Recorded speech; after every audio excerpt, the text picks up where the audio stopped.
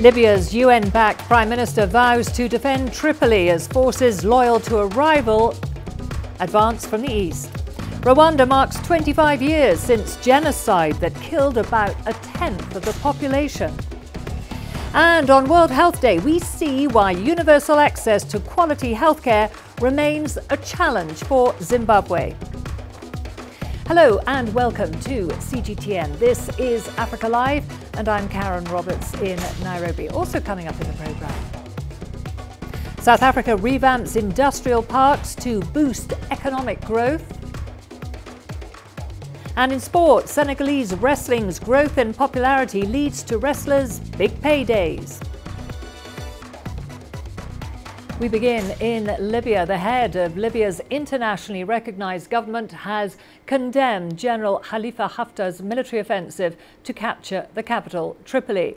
In a televised speech on Saturday, Fayez al-Sarraj said Haftar's Libyan National Army would meet firm resistance from forces loyal to his United Nations-backed government of national accord. Tensions remain high in Libya after forces loyal to Libyan commander Khalifa Haftar continued their push towards Tripoli on Saturday. This comes amid mounting international pressure to halt hostilities which risk plunging the country into civil war. The LNA fighters have, however, been slowed down by forces loyal to Libya's internationally recognized Government of National Accord. Pro-government forces in Tripoli said they had targeted Haftar's forces with intensive strikes. Prime Minister Fayez al-Sarraj has vowed to defend Tripoli, the base of the UN-backed government. Great Libyan people, the officers and all the members of the armed forces and the forces aligned with them, we have extended our hand to peace. But the attack that took place from the forces of Haftar and his declaration of war on cities and our capital and his declaration of a coup d'etat to the Presidential Council will be met with strength and power. Khalifa Haftar's Libyan National Army claimed they're in full control of the Tripoli International Airport. Tripoli Airport is now under full control. Kasser Ben Gashir is under full control, about 30 kilometers off Wadi Rabea Road, and until the coast is now under full control. This is the airport bridge until Al Sawani Bridge. Our forces are now in Roshfana from borders of Janzu, Mahia, Zahra and Azizia. These are all part of the areas that are liberated and without clashes. Sarraj and Haftar held talks in Abu Dhabi in late February, where they agreed that national elections were necessary, according to the UN. The United Nations has called for restraint and says the national conference will still go ahead despite renewed fighting. Elsewhere, foreign ministers of the Group of Seven Nations say they're strongly opposed to military action in Libya. The crisis in Libya will not be resolved through military solutions, but through dialogue and a consensus to achieve the interest of the Libyan people. We are worried that the armed units in the separate parts of Libya, so to say, have already announced their plans to use air power against the Libyan National Army. We also have to urge the Libyans to stop the offensive, the military action, and start negotiations. The advance that began on Thursday by Haftar's LNA force, which is allied to a parallel administration based in the east, escalates a power struggle that has splintered the nation since the overthrow of Muammar Gaddafi in 2011. Astatal, CGTN. Well, for more on this, we are now joined by CGTN's Adel El Mahrouri in Cairo for us with an update on the situation in neighbouring Libya. Adel, before we get to Libya, we're receiving reports that 2 policemen have been killed in Cairo during a crossfire incident. Can you give us more details on that? It is part of the Egyptian Interior Ministry random security checks that they hold in several neighborhoods. Earlier today, right after dawn, a police vehicle was roaming a neighborhood and they saw a suspicious car with a fake plate on the vehicle itself. As the policemen got off their vehicle to investigate, the gunmen from the vehicle stepped outside and opened fire with machine guns, killing 2 police officers and injuring 1 more. They have fled, but security forces have intervened quite immediately, and they are still currently in chase looking for the perpetrators. Okay, Adel, let's now go to the Libyan situation. What's the latest from there? Well, the clashes are still ongoing on and off, and the LNA, the Libyan National Army, led by Khalifa Haftar and supported by the Eastern government, is trying to close on tight to the capital, Tripoli. They're mainly approaching from the south and western sides of the city.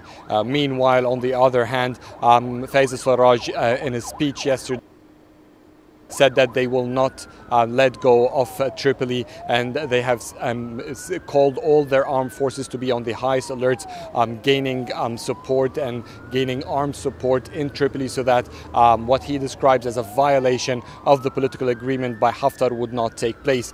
Sarraj insists that he is trying to defend democracy and the civil Libyan state, while accusing Haftar to be trying to violate and bringing back Libya to Gaddafi's era, something that Fayez Sarraj said they will strive to not make happen.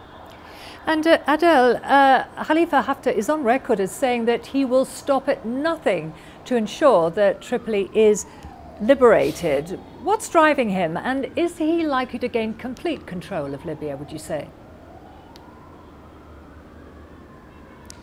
Well, this is still not clear whether he will be able to get full control over Tripoli or not.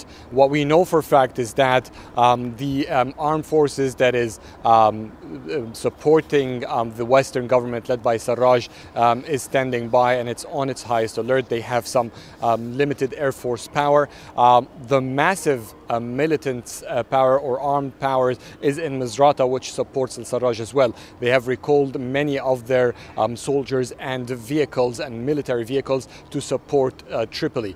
So it all depends on what will happen within Tripoli itself. But it seems that Sarraj and his supporters are steadfast that they will not let go easily to Haftar. Meanwhile, Haftar has a great military that controls almost 2/3, maybe now more than 2/3 of the Libyan National Army, and they believe that they can take Tripoli.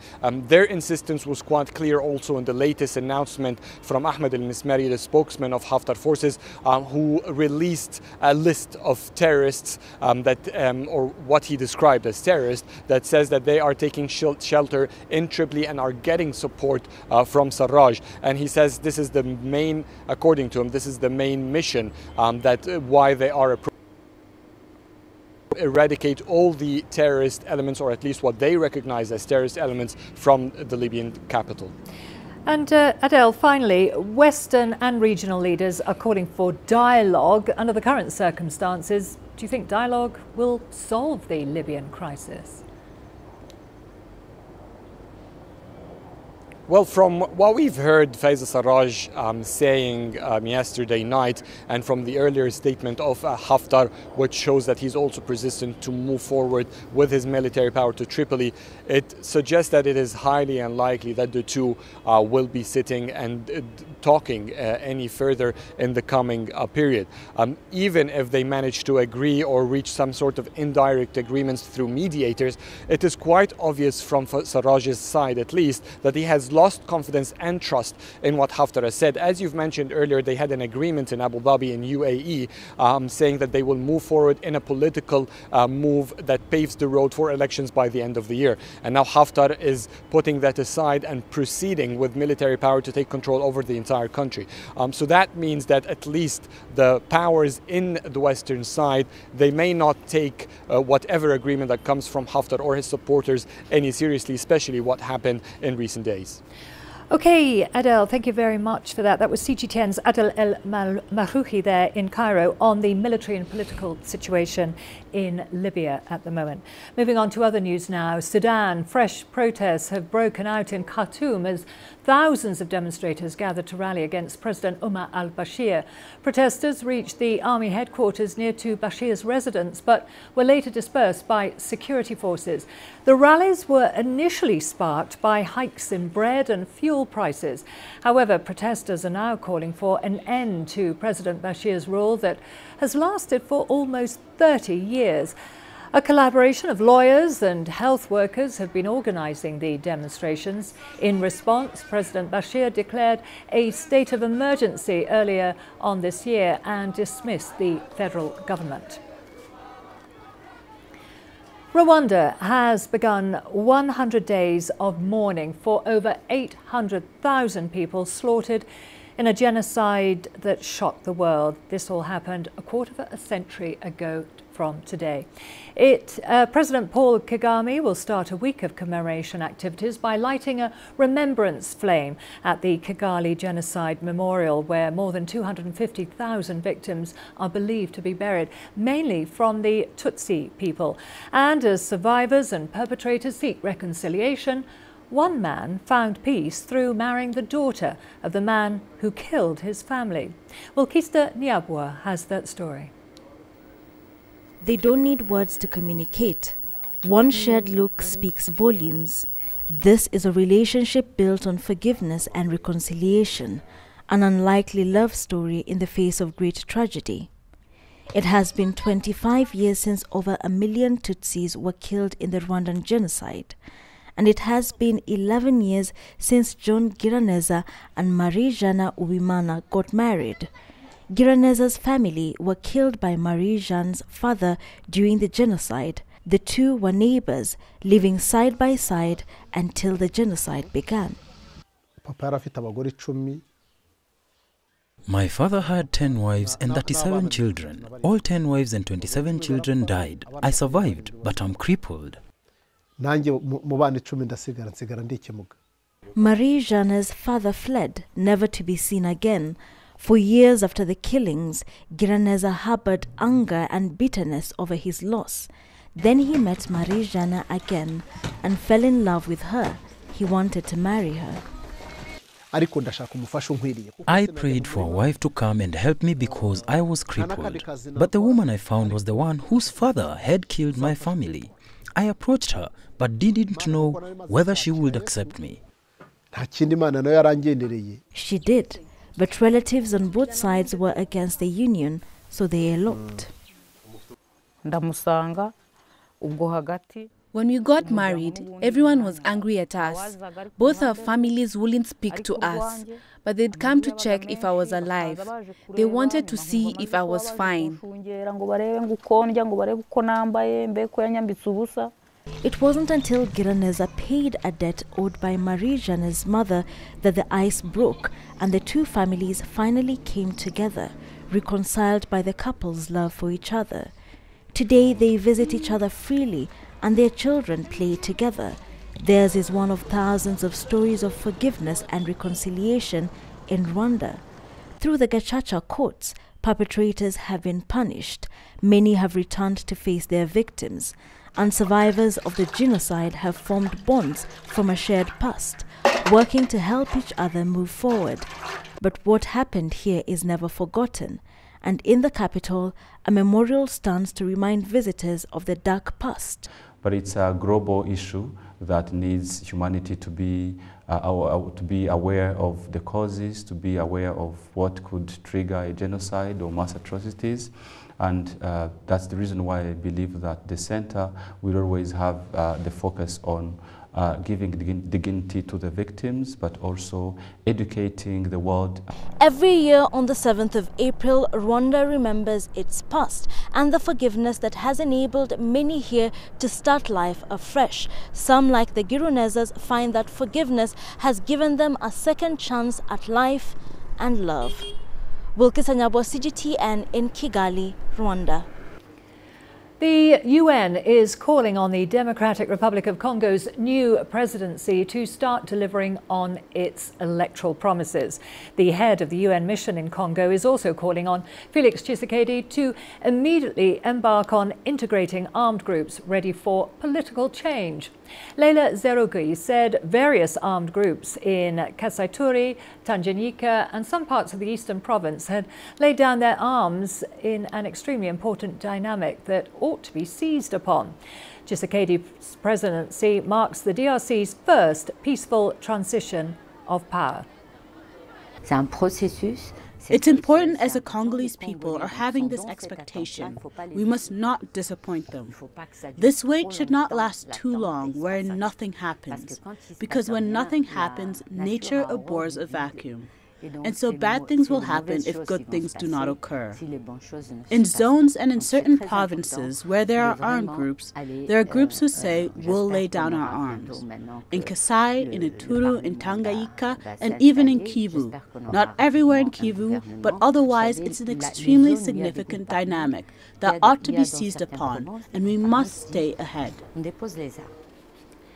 We are going to a short break now. Don't go away. Lots more to come, including... On World Health Day, we see why universal access to quality healthcare remains a challenge for Zimbabwe. And Ethiopia introduces reforms in the security sector to deal with ethnic-triggered violence. Yeah. For economic data out of the country, with a dedicated and diverse team of anchors, CGTN now brings Africa to the palm of your hand. I'm Penina Karibe in the heart of Nairobi, which is bustling. From everyday heroes to the continent's most powerful figures, we bring their voices to you. We haven't changed. And this is something most of us are very excited about. We bring you news that's changing perspectives.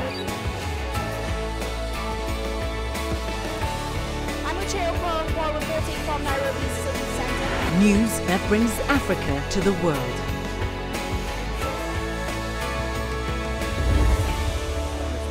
CGTN. See the difference.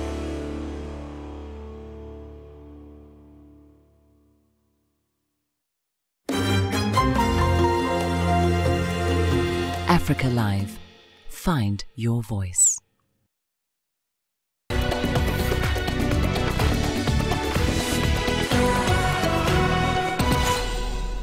Rwanda has begun 100 days of mourning for over 800,000 people slaughtered in a genocide that shocked the world. That happened a quarter of a century on from the day.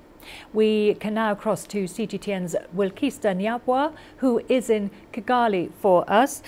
Wilkista, several heads of state are already in the country for the memorial. Can you give us an update on what's happening there and the activities lined up for the day? Thank you very much. Well, several heads of state, at least 9 heads of state were expected here today. And it's just a long day of remembering, because you do remember that 7th of April is the day when the genocide is believed to have begun and then continued for 100 days. So today, Rwanda's President Paul Kagame has led a delegation of heads of state together with other dignitaries to the Kigali Genocide Memorial Site, where at least 250,000 people who were killed during the genocide are buried, and there he will light a remembrance flame just to keep their memories alive. And then after that, they will be coming here to the Kigali Convention Center, where they will address the public and they will speak to the country, and to also a select number of people who will be allowed into the hall. After that, there will be a procession from here to Parliament and then to the Amahoro Stadium, which is the national stadium. It was also the place where a lot of people sought refuge during the genocide period. Later today, there will also be performances just marking the day, plays and music as well. And then we also expect that later, when night falls, that candles will be lit in memory of those who lost their lives, and this will go on late into the night. So there will be a night vigil as well to just remember those who lost their lives, and also just I guess to keep the memories alive, and also to ensure that people don't forget what happened here. Karen. And Wilkista, French President Emmanuel Macron has ordered a probe into France's role in the Rwanda genocide. What's been the reaction to this from authorities there? Well, I would say it has been pretty quiet. The government has been pretty quiet about this, although this might be one of the things that President Kagame is likely to address in his speech today, given the dignitaries who are here. Among the people who are here, Macron did not honor the invite. However, he did send a young member of parliament of Rwandan origin who settled in France and is now a member of parliament. So that is one of the things that is likely to come up in conversation, because we also see other world leaders here, representatives from Belgium and from other regional countries, Niger as well. So we do expect that it will be one of the topics that he will touch on today, but in the run-up to this, nothing has been said about Rwanda's reaction to this. Karen.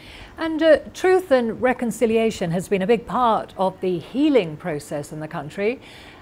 You've been speaking to families of victims and survivors. Has reconciliation been successful, would you say? Well, I would say we have had some of the most touching stories this week of people who, some of whom now live side by side with those who perpetrated this against them. And when we spoke to them, they did say that it had taken quite a process. We do know about the Gacaca courts that sought to give them justice and also sought to reconcile them. So a number of these went through that. They also received counseling, and for some of those they have had to sit down with the perpetrators and just try to come to terms with it. But we will say that in one of the most touching cases that we had encountered was a man whose family was really wiped out by the father of the woman he ended up marrying. So that ended up bringing their families close together. I would say that reconciliation seems to have taken place, but as they do tell us, it is a work of progress. It is something they must work on every day, to not to forget, but to forgive, and then to try and move on with their lives, because it is still a very, very painful memory, especially for those who lost whole families and perhaps are the only surviving members of their families. So we would say that it is still something that they are working on, but many tell us they are on the right path and that they have been able to look their perpetrators in the eye and make peace with what happened. Karen.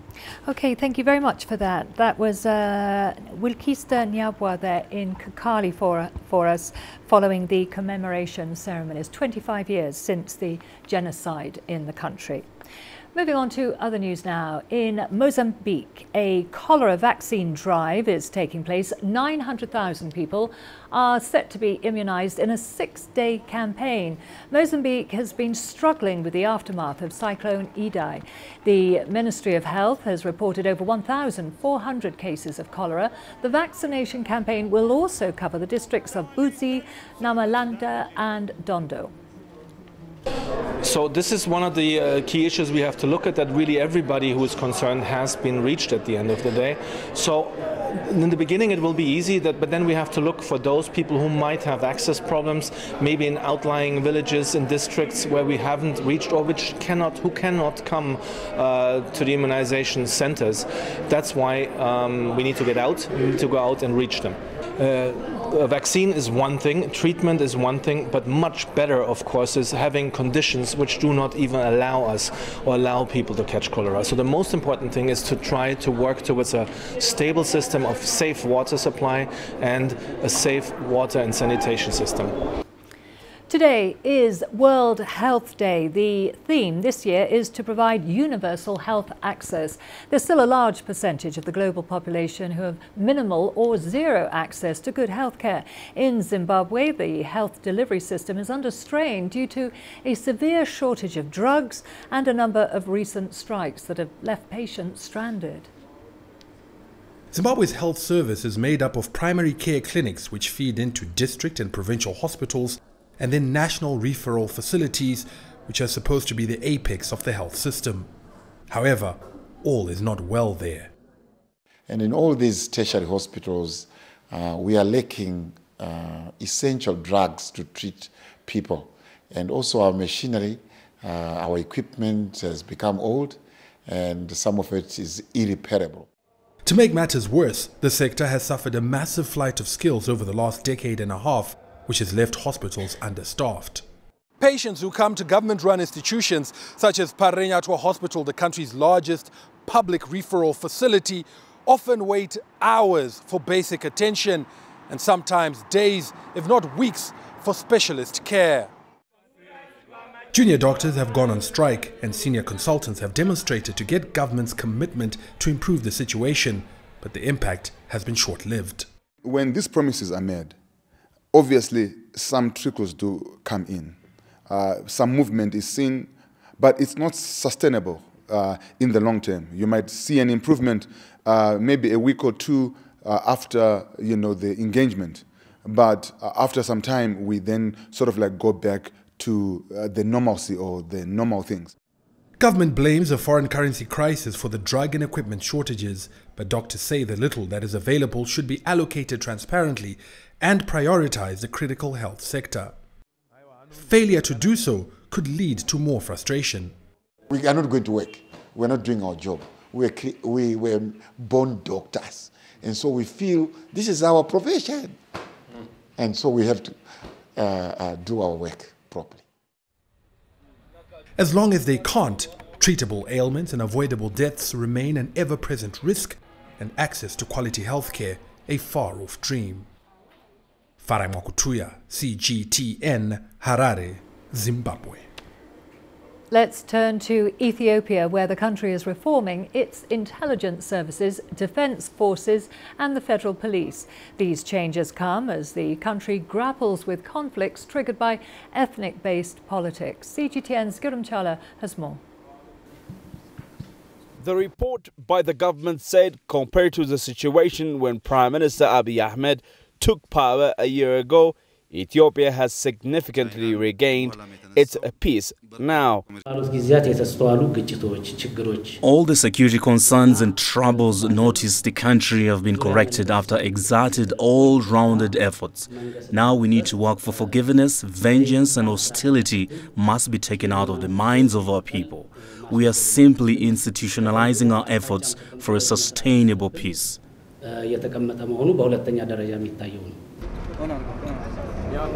The one-year-old Abiy Ahmed administration has so far freed more than 10,000 prisoners, including those jailed due to their political views, as well as journalists.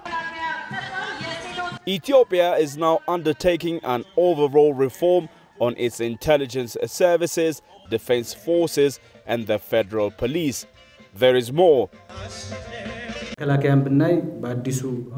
the army only had ground, air and special forces under it. But now, due to the reform agenda, we have included the establishment of the Navy, Space and Cyber Forces. Why Navy in a landlocked nation, if you ask?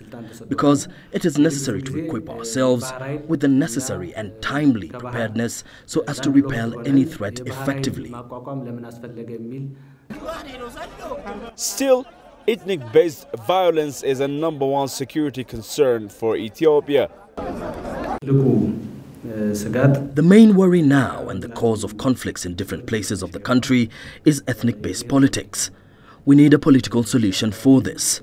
We have established a system which can promote peaceful coexistence in Ethiopia.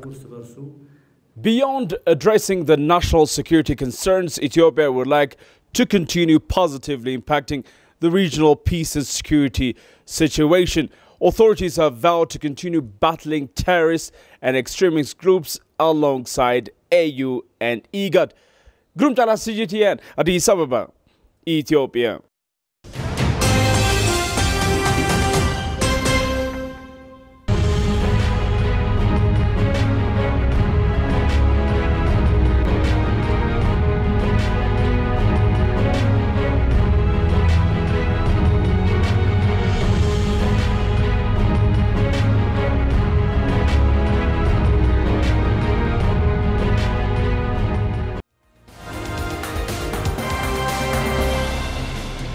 A recap of our top stories now. The head of Libya's internationally recognized government has condemned General Khalifa Haftar's military offensive to capture the capital, Tripoli.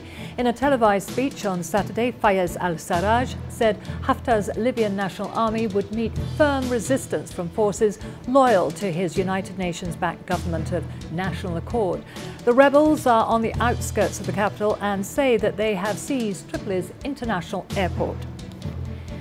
Rwanda has begun 100 days of mourning for over 800,000 people slaughtered in a genocide that shocked the world, a quarter of a century on from the day it began. President Paul Kagame will start a week of commemoration activities by lighting a remembrance flame at the Kigali Genocide Memorial, where more than 250,000 victims are believed to be buried, mainly from the Tutsi people. Fresh protests have broken out in Khartoum as thousands of demonstrators gathered to rally against President Omar al-Bashir. Protesters reached the army headquarters near to Bashir's residence, but were later dispersed by security forces. The rallies were initially sparked by hikes in bread and fuel prices. However, protesters are now calling for an end to President Bashir's rule that has lasted for almost 30 years.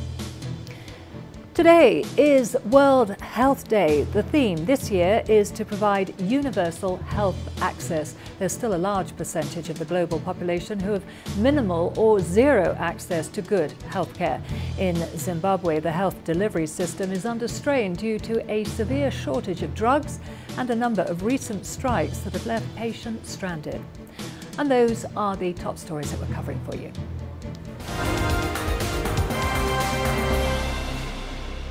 We are going to a short break now. We've got all the business news coming up, including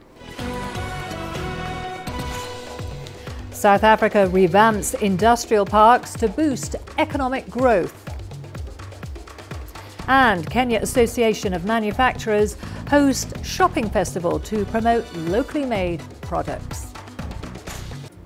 Africa is the nexus of enterprise, and global business will tell you why it matters. From the mega investment projects to multi-billion-dollar mergers and acquisitions. Africa today collects, just in terms of revenues from taxes alone, $545 billion a year. If you take 10% of that and you devote it to the energy sector, problem solved. All this on Global Business, weekdays at this time on CGTN.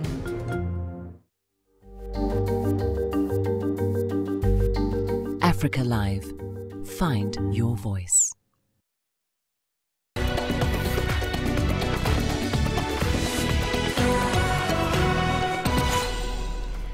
South Africa is in the process of revamping all of its industrial parks across the country. The industrial zones were constructed to house large industrial users in one place as a means to boost economic growth. They're also part of the government's plan to improve manufacturing and production facilities in the country. CGTN Sumitra Naidu reports. This is the new Karankoa Industrial Park in the capital, Pretoria. Government spent $2 million on revamping the infrastructure. Industrial parks and special economic zones create a one-stop shop for buyers and investors. This is the 8th industrial park that we have rehabilitated as the DTI. And these industrial parks are scattered all over the country and often have a fairly nefarious history. There are investors in place. There are economic activities already in existence, but also many of them have got potential to expand and increase their economic activities. While government is investing in the rejuvenation of the industrial parks, it doesn't take ownership.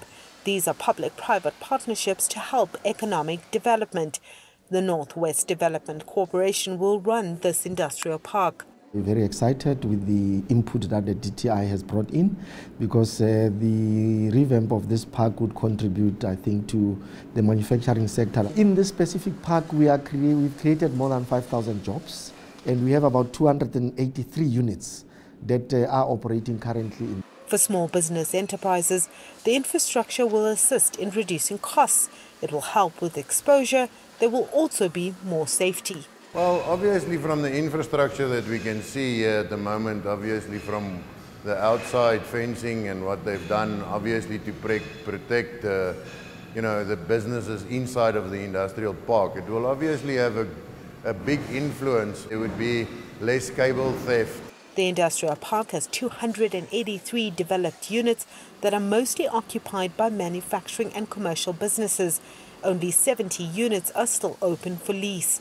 It's hoped this newly refurbished industrial park will create the jobs needed in this area and support local communities. Sumitra Nadu, CGTN, Pretoria. David Malpass, the official nominated by President Trump, has been elected as the World Bank's new president. Malpass was serving as the U.S. Treasury's Undersecretary for International Affairs before his election.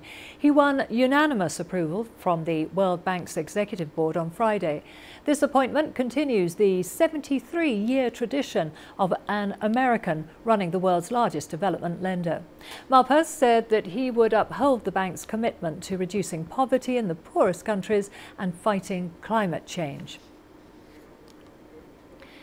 Moving on to Burkina Faso now. Chinese and Burkinabe entrepreneurs have met for a round table jointly organised by the Chinese Embassy and Société Générale of Burkina Faso. The event aims to push for economic and social development in the country. The event focuses on initiating investment opportunities in Burkina Faso. Those interested will be set up in line with the China-led Belt and Road Initiative. It intends to supplement a trilateral cooperation involving state actors, investors, and banking institutions. The Chinese embassy has an idea of good trilateral cooperation and hopes to be able to find a more efficient, secure, and sustainable financing method from Société Générale in its efforts to promote the modernization of infrastructure. The Chinese embassy is also considering the renewal of energy structures and the updating of the tertiary service with all the actors involved.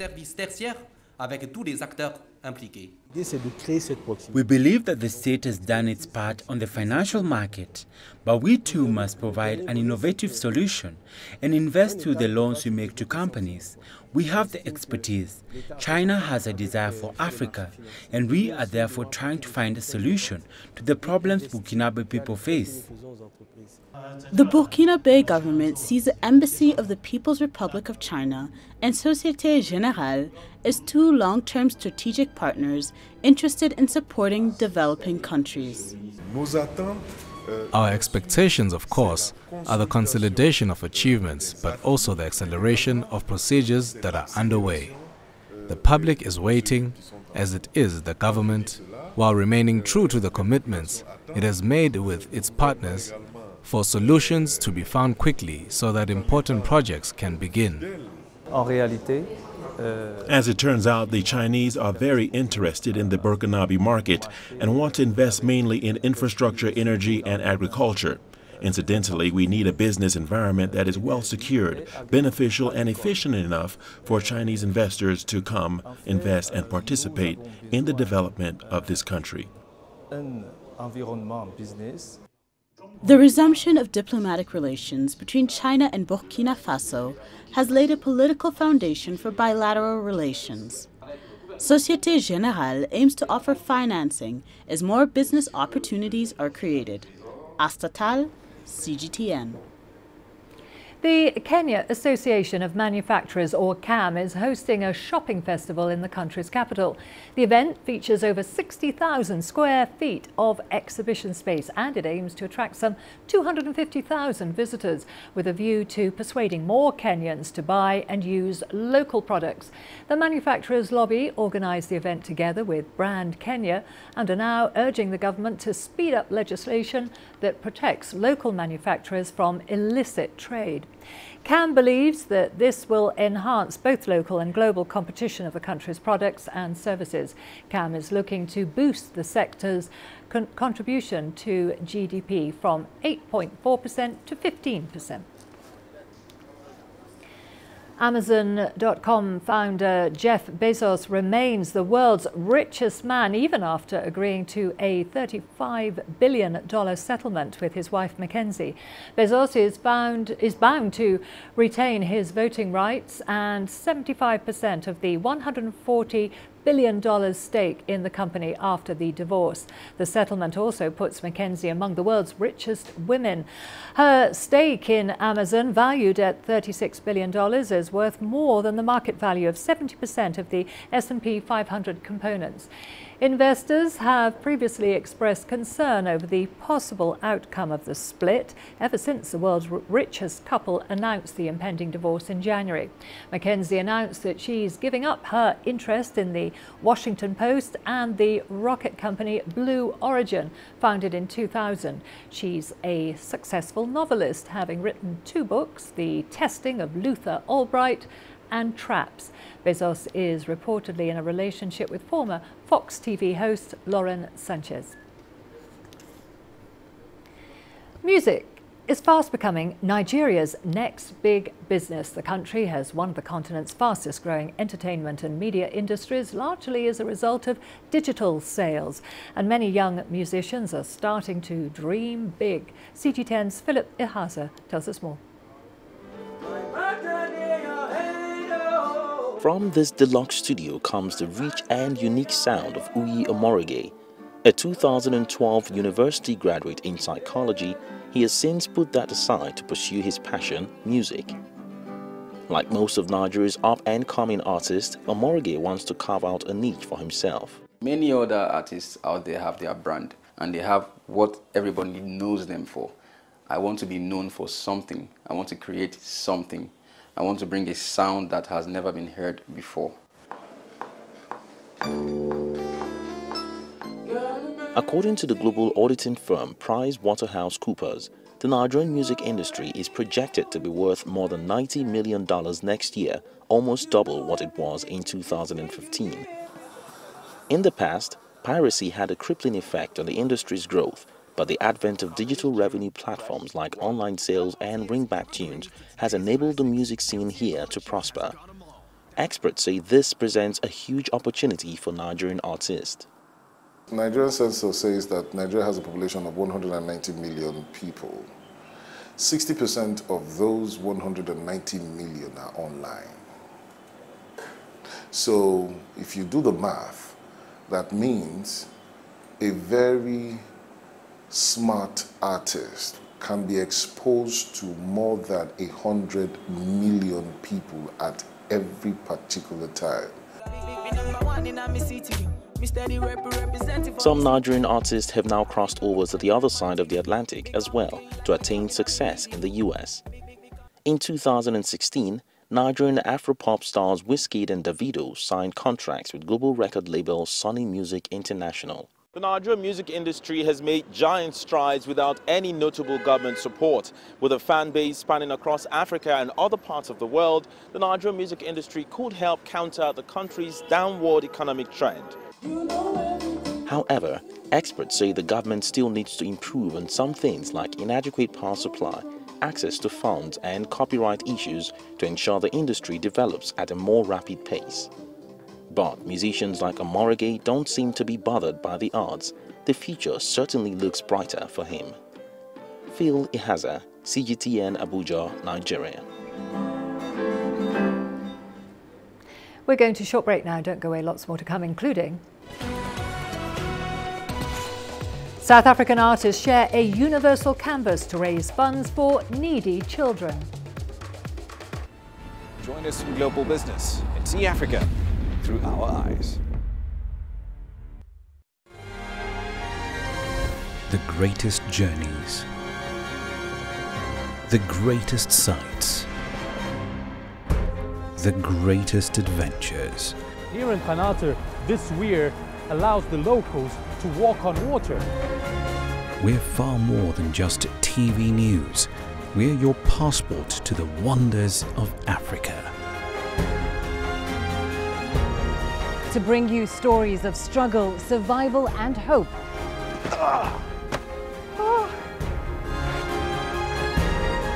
So let's explore.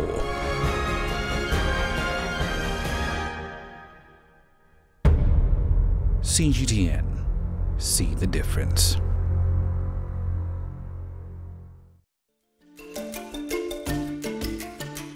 Africa Live. Find your voice.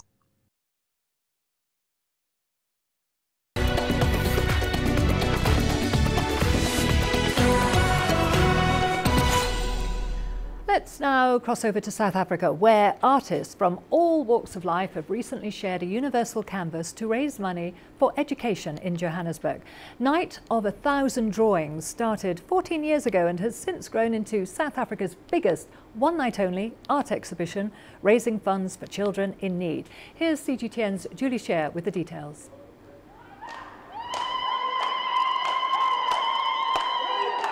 It's South Africa's biggest one-night-only inner-city art exhibition.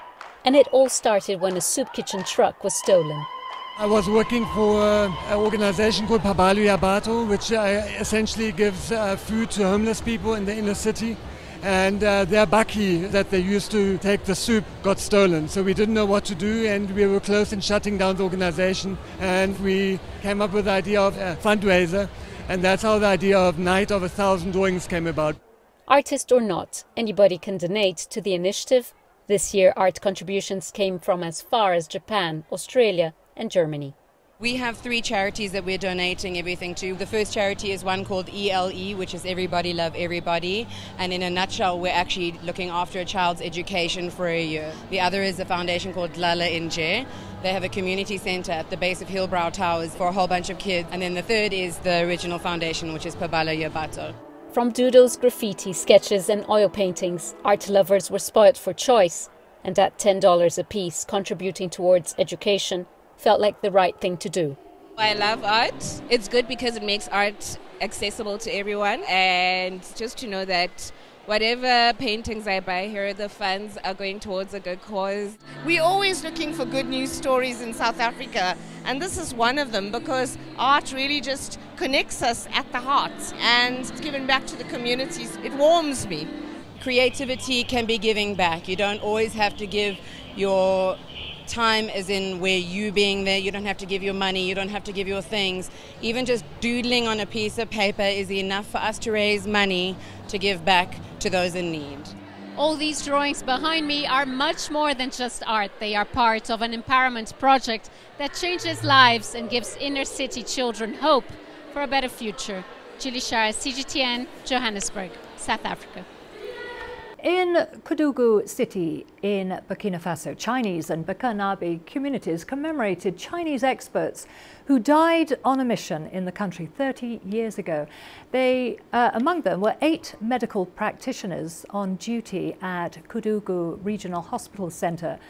Another victim was a building engineer who participated in the construction of a stadium in Ouagadougou. They all died in traffic accidents between 1980 and 1989. China is also aiming to renovate and equip the Kodougou Hospital. Known as the Friendship Hospital, it was built by China and inaugurated on March the 20th, 1988. Kodougou stands as one of the first cities in Burkina Faso to receive a Chinese medical mission. Aujourd'hui, c'est le 5 avril. Chez nous, it's a truly memorial day for martyrs and precursors. Today the whole embassy and all the Chinese institutions in Ouagadougou are here to commemorate the 9 experts who dedicated their lives here during their missions in the 90s. Even during the breakup, their presence here has always made it possible to establish a link between the people of Kodougou and the Chinese people. These Chinese people lived in perfect symbiosis, in perfect harmony with the population of Kodougou, until those fateful dates took them away from us. It's necessary for us to honor their memory. Despite the rupture of the relations for 24 years, it's as if their minds have always asked Burkinabe officials to revive these relations of friendship with the People's Republic of China. Well, after the break, we've got all the sport, including Senegalese wrestling growth in popularity leading to wrestlers' hefty paydays. Africa, where champions are made, records are broken, legends are born. We're there for every goal, for every knockout, for every step of the way.